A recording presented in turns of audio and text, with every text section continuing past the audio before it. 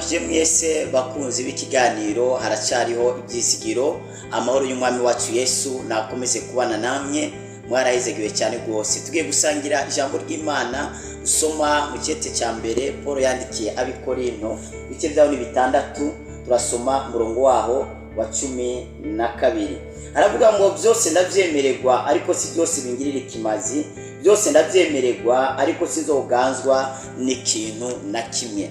Turafise ikigwa tumazeho iminsi turiko tuvugaho gifise teme canke ijambo ry'umutwe iravuga ngo ingaruka mbi canke ingaruka zo kunywa inzoga, ingaruka mbi ziri mu kunywa inzoga. Buri kintu cyose umuntu akora nkuko twagiye tubirebera hamwe kirafise ingaruka ari ciza kandi ari na kibi. Urebye muri Bibiliya turabona igikorwa umugabo yakoreraga umukozi w'Imana ariyo yitwaga Gehazi. Turabona igikorwa yakoze ingene cyagize ingaruka mbi zikomeye kugeza no ku bana biwe.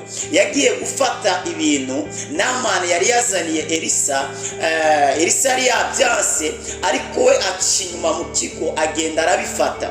Amaze kubifata umukozi w'Imana arabimenya, aca aramubwira ngo imibembe ya Namani nikuze ko wewe uhereye ino saha nyene n'umuryango wawe wose, umuryango wose ucura kwegegwa n'igikorwa gikozwe n'umuntu umwe.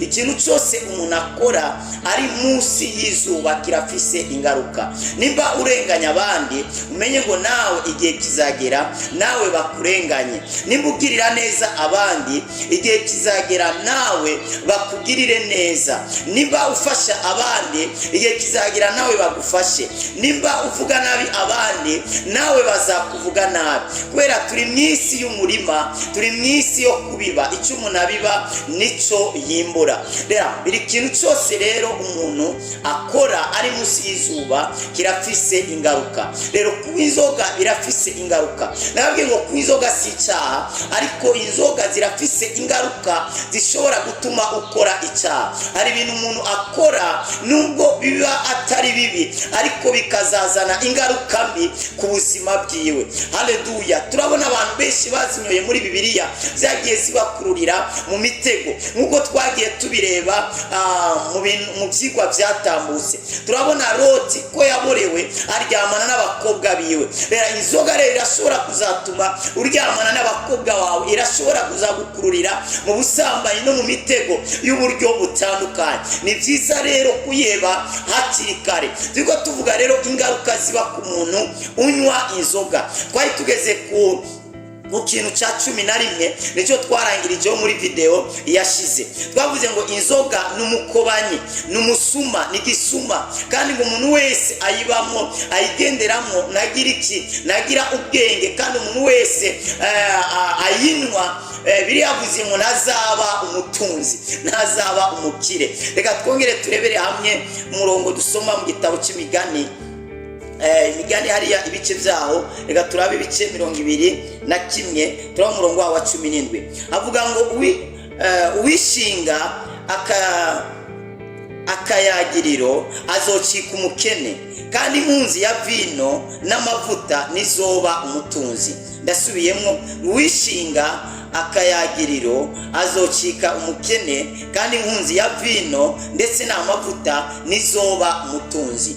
Inzoga izatuma utaba umukire. Inzoga izagukoba, izakwiba n'utwara ufise wisange wadutakaje. Nkuko twagiye tubabwira wa wundi nibakongere, nigeze kubabwira umuntu bari baratazi izina yitwa ngo nibakongere. Yashobora kugenda mu kabare abantu bakamukomera amashi, abantu bamunezereza, aje avuga ngo nibakongere, nibakumere rimwe. Cyane akabwira umuseriveri tugenda ufate amakazi 5 uyazane hano imbere yacu. Agazana amakazi 5 akayabatereka imbere, bagaca bayanywa yose. Amafaranga yagiye atwaye yose akayamara, aho yakoreye ameza ngaho yose agataya yahejeje. Nibakongere na telefone akagwatiriza, nibakongere. Rimwe na rimwe yarakubitwa kubera ko hari aho yasanga amafaranga yakoresheje ari hejuru yaho yari yitwaje, bikaba nk'uwa ko banamukubita kubera aba yaba yaborewe,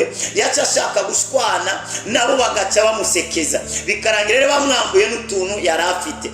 Inzoga rero izatuma ugirane utakaza ubukire, izatuma utakaza amafaranga. Hari abantu baboregwa bakangiza ibintu by'abandi. Hari umuntu yigeze kuboregwa amena ikiyo cy'imodoka y'abandi, ayitera ibuye kubera gusaba murakaje gatoya, acatora ibuye amena ikiyo cy'imodoka. Amaze kumena ikiyo cy'imodoka byarangiye polisi mutwaye, inzoga zagiye kumuvaho, ageze ari mu gasho, biza kurangira rero zimuvuyeho, birangira agiye kwishura cya kiyo cy'imodoka. Hari abandi bantu bakubita abantu kubera inzoga, bakabamena amaso, bakabakura amenyo, abandi bakabica.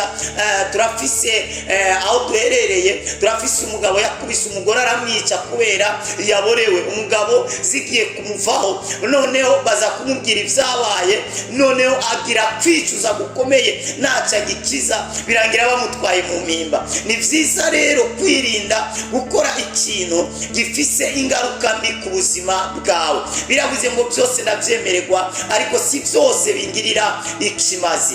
Abantu benshi banywa inzoga, na cyane cyane ku bantu yamaze kugira imbata.